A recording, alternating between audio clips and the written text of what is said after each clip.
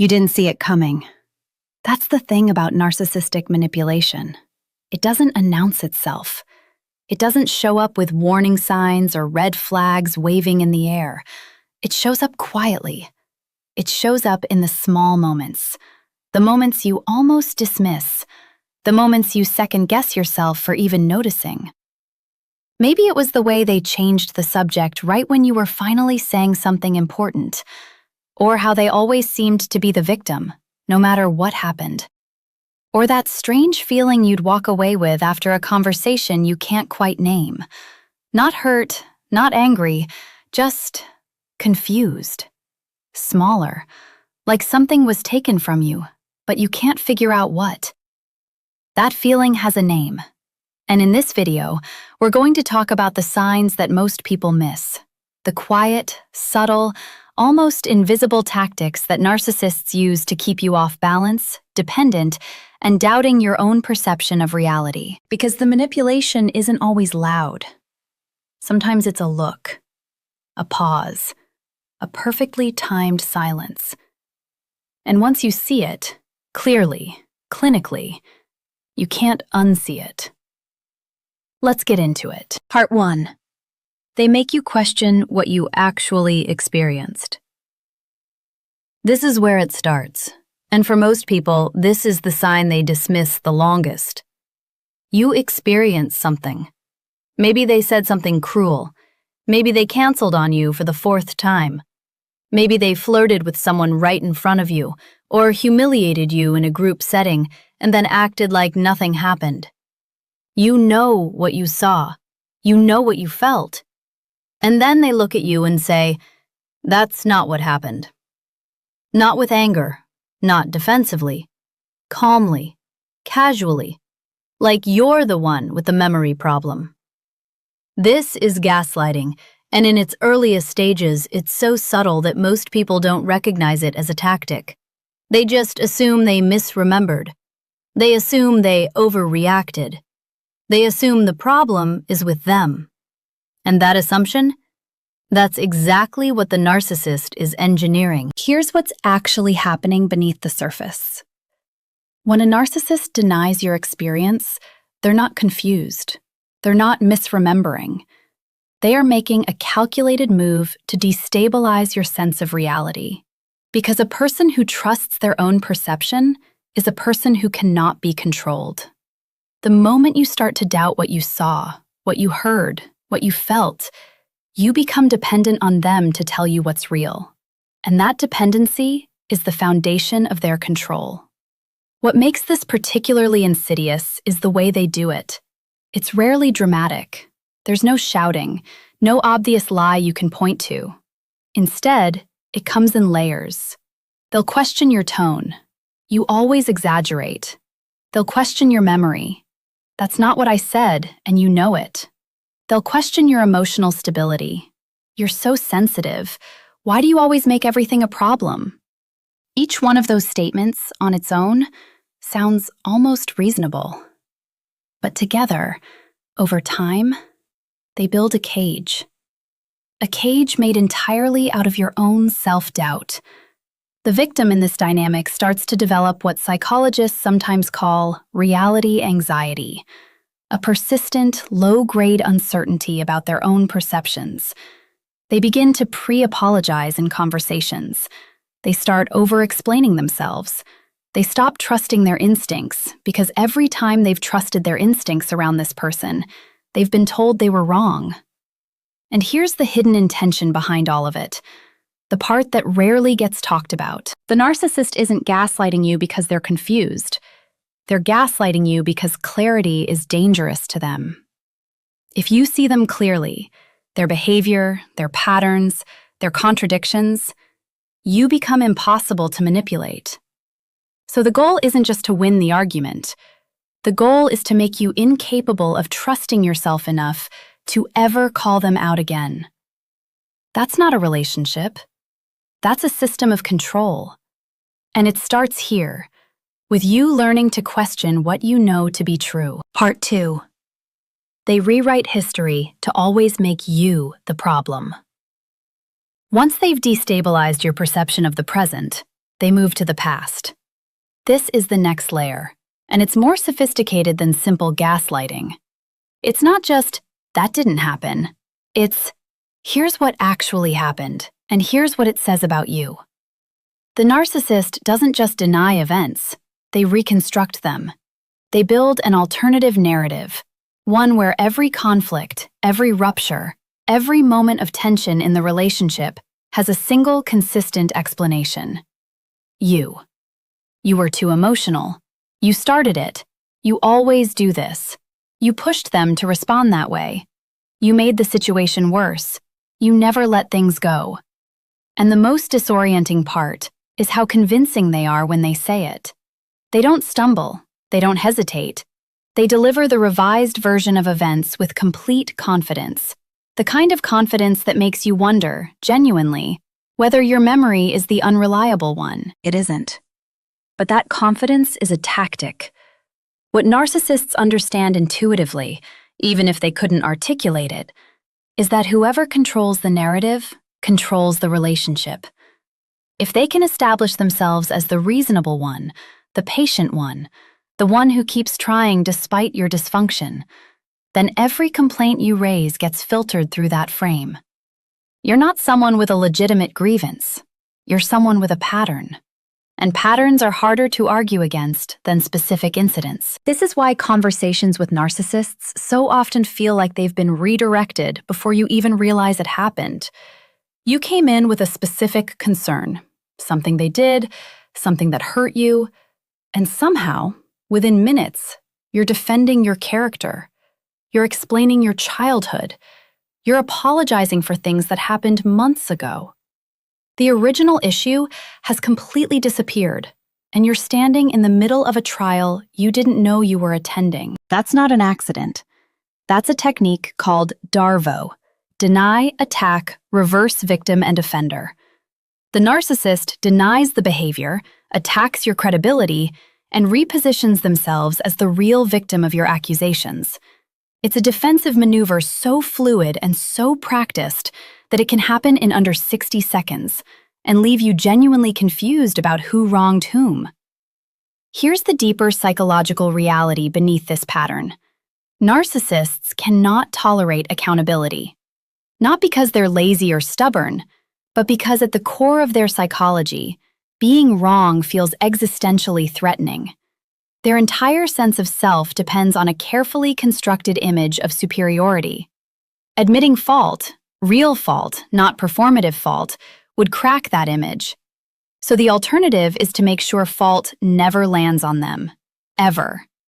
And the most efficient way to do that is to ensure it always lands on you. Over time, this does something deeply damaging to the victim. You stop bringing things up, not because you've healed, but because you already know how it ends. You've learned that raising an issue doesn't lead to resolution. It leads to an argument about your issues. So you go quiet. You internalize. You start carrying a growing weight of unaddressed hurt that you've been conditioned to believe is your own fault anyway. That silence is what they're building toward. Because a person who no longer speaks up is a person who no longer resists. And a person who no longer resists is a person who can be managed indefinitely, without ever having to change a single thing. Part 3. They control the emotional temperature of every interaction. Pay attention to how you feel before you talk to them versus after. This is one of the most overlooked signs of narcissistic manipulation because it doesn't look like anything from the outside. No one sees it. No one can point to it. It just lives inside you as a kind of chronic low-level tension that you've probably normalized by now. A readiness, an alertness, the sense that you always need to be prepared for something. You're just not sure what. That's not anxiety. That's conditioning. Narcissists are extraordinarily skilled at controlling the emotional climate of a relationship. Not through open conflict, but through unpredictability. One day they're warm, engaged, present. The next day they're cold, distant, subtly dismissive, and you have no idea what shifted. You replay the last conversation in your head. You look for what you did wrong. You adjust your behavior, your tone, your words, trying to get back to the version of them that felt safe. And that search, that constant recalibration, is the trap. What you're experiencing has a clinical name: intermittent reinforcement. It's the same psychological mechanism behind addiction. When a reward is unpredictable, sometimes it comes, sometimes it doesn't, the brain becomes obsessed with obtaining it. It creates a craving that's far more powerful than anything consistent warmth could ever produce. The narcissist isn't just someone you care about. They become someone you're neurologically wired to pursue. This is not an accident. The hot and cold dynamic is a tool. The withdrawal of warmth is a tool. The sudden coldness after a moment of genuine connection, that's a tool. Because every time they pull back, you move toward them. Every time they go quiet, you work harder. Every time they seem disappointed in you, you become more focused on managing their emotional state than your own. And here's what's happening beneath the behavior that most people never see. The narcissist needs to be the emotional center of the relationship, not because they love deeply, but because centrality equals control. When you are focused on their mood, their reactions, their approval, you are not focused on your own needs. You are not evaluating the relationship clearly. You are not asking the questions you should be asking. You are simply trying to stabilize something that they are deliberately keeping unstable. The victims of this pattern often describe feeling like they're walking on eggshells, but that metaphor doesn't quite capture it. It's more precise than that. It's not that you're afraid of breaking something fragile. It's that you've been trained to believe that you are the one who keeps breaking things, that your presence, your words, your emotional responses are the problem, and their unpredictability is just a reaction to you.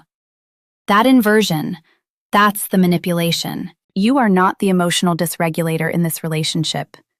You are the person who has been so thoroughly destabilized that you can no longer tell the difference between their chaos and your own response to it. Once you understand that the temperature of the relationship is being controlled, deliberately, strategically, you stop asking, "What did I do wrong?" and you start asking the right question. Why does this person need me off balance? Part 4.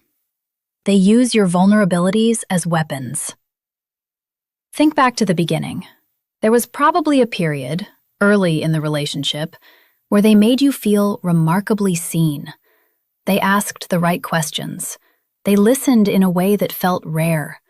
They remembered details. They seemed genuinely curious about who you were, what you'd been through, what mattered to you. It felt like intimacy. It felt like safety. It was intelligence gathering. This is one of the most painful realities to sit with when you finally understand narcissistic dynamics, because it reframes something that felt like connection into something that was closer to reconnaissance. The narcissist in the early stages of a relationship is not bonding with you. They are building a file. They are cataloging your insecurities, your fears, your unhealed wounds, your deepest needs, not to protect them, but to access them later. And later always comes. It usually doesn't arrive dramatically. It arrives in small, precise moments. A comment delivered in a casual tone that lands directly on your oldest insecurity. A joke made in front of others that references something you shared in a private, vulnerable moment. A comparison drawn between you and someone else, someone who doesn't have the flaw you once admitted to having. These moments are surgical. They're designed to hit exactly where you're most undefended. And when you react, when you flinch, when you pull back, when your eyes change, they'll say you're too sensitive. They'll say it was just a joke. They'll act confused that you're upset. But notice what they won't do. They won't apologize for the specific thing that hurt, because the specific thing that hurt was intentional. Here's the psychological mechanism underneath this behavior. Narcissists operate from a core of profound shame, a deep, buried sense of inadequacy that they spend their entire lives defending against. One of the primary ways they manage that shame is through power. Specifically, the power to make others feel small. When they use your vulnerability against you, they are temporarily relieving their own internal pain by transferring it. Your visible hurt becomes their invisible relief. Your destabilization becomes their stabilization. This is why it escalates over time. The more access they have to you, the more material they have to work with.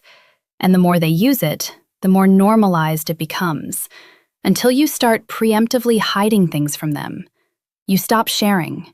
You become guarded in the relationship that's supposed to be your safest space. And then they'll use that guardedness against you too, accusing you of being closed off, distant, emotionally unavailable. The trap is total.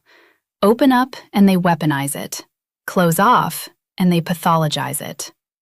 The hidden intention here goes beyond cruelty for its own sake. When someone holds the map to your wounds, they hold leverage.